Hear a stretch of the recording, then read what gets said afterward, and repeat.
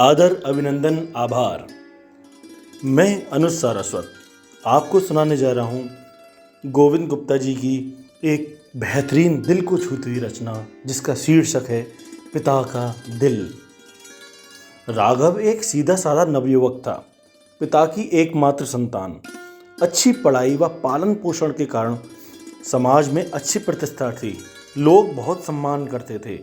शादी के लिए रिश्ते आए तो जानकी नाम की एक शिक्षित व सुसंस्कृत महिला से विवाह कर लिया। इधर एक बेटा हुआ राघव के, तो दोनों बहुत खुश हुए। उसका नाम कान्हा रखा। इस बीच एक एक कर राघव के माता पिता स्वर्ग सिधार गए, तो राघव पुश्तैनी दुकान पर पूरा समय देने लगे। इसी बीच अब कान्हा स्कूल जाने लगा। पढ़ाई में बहुत अच्छा था, जब भी रिजल्ट आता तो कान्हा प्रथम ही आता।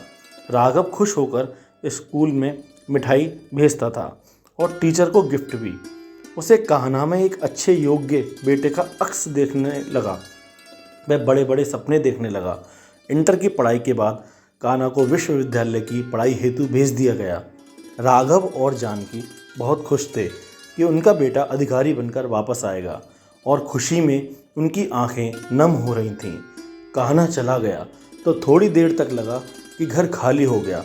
उधर कान्हा पढ़ाई में लग गया। विश्वविद्यालय में एक लड़का रतन कान्हा का खास दोस्त बन गया। वह बहुत बिगड़ैल किस्म का था। वह कभी घर नहीं जाता था और पिता को उल्टा सीधा कहता था। कान्हा को लगा यह अपने पिता को कहता है तो हमें क्या। एक दिन वार्षिक उत्सव था तो कान्हा ने घर पर मम्मी पापा को बुलाया, पर राघव की तबीयत खराब हो गई तो कोई न पहुंचा।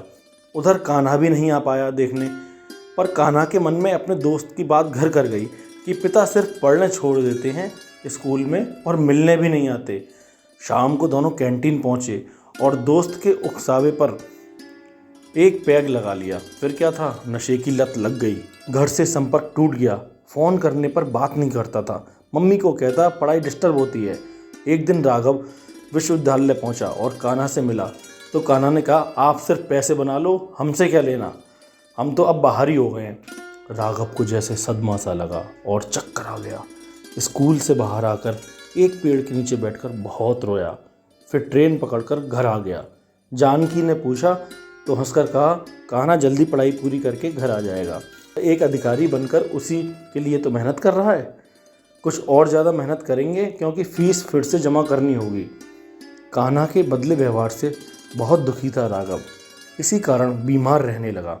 उधर मेहनत भी बहुत करता था। अंतिम वर्ष की फीस भेजते वक्त उसने एक पत्र भी लिखा कान्हा को, पर कान्हा ने फीस लेकर जमा कर दी और लेटर अलमारी में रख दिया, खोल कर भी नहीं पढ़ा। कैंपस सिलेक्शन हुआ तो एक विदेशी कंपनी में मैनेजर की पोस्ट मिल गई। ज्वाइन करने चला गया। वापस आकर हॉस्टल में जो सामान था उसे लेकर घर रखने हेतु वह घर रवाना हुआ। इधर राघव की अंतिम सांस चल रही थी। पास ही जानकी व्यथित थी कि कैसे क्या होगा। दुकानें बंद हो गई थीं। बीमारी के कारण उधारी चुकाने में ही सारा सामान बिक गया था। कैंसर था राघव के, तो डॉक्टरों ने जवाब दे दिया था। अचानक जब घर की बाहर गाड़ी रुकी तो कान्हा ने पिताजी को आवाज़ दी। राघव ने आंख खोलकर देखा तो कोई नहीं था। उसने इशारा किया जानकी को कि देखो बाहर कान्हा आया है। जानकी ने देखा तो राघव के लिपट गई और हाथ पकड़कर राघव के पास ले गई तो कान्हा को चक्कर आ गया। पिताजी की हालत देखकर रोने लगा और कहा इतनी ख़राब हालत थी तो खबर क्यों नहीं की। तो जानकी ने कहा तुम्हारा नंबर भी तो नहीं लगता था, तो बात ही नहीं करते थे।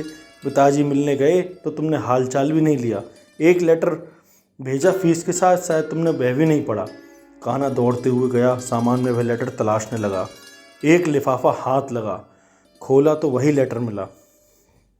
पढ़ते पढ़ते आंसू का सैलाब आ गया। लिखा था प्रिय कान्हा, तुमसे मिलने गया था।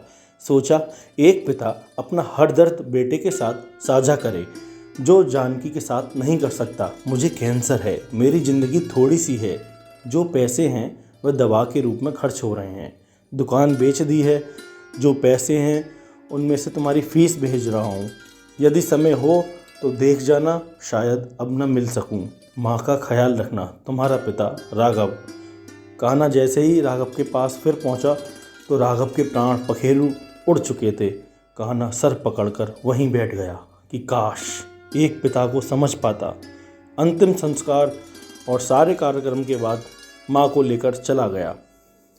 सबक: बच्चों को माता पिता से भी उनके हालचाल लेते रहना चाहिए। गलतफहमी कभी कभी बहुत दुख देती है। लिखते लिखते आंसू टपक रहे हैं। सच कहा गोविंद जी, आपके लिखते लिखते आंसू टपक रहे हैं, यहाँ मेरे पढ़ते पढ़ते आंसू टपक रहे हैं। ये कहानी इतनी ही।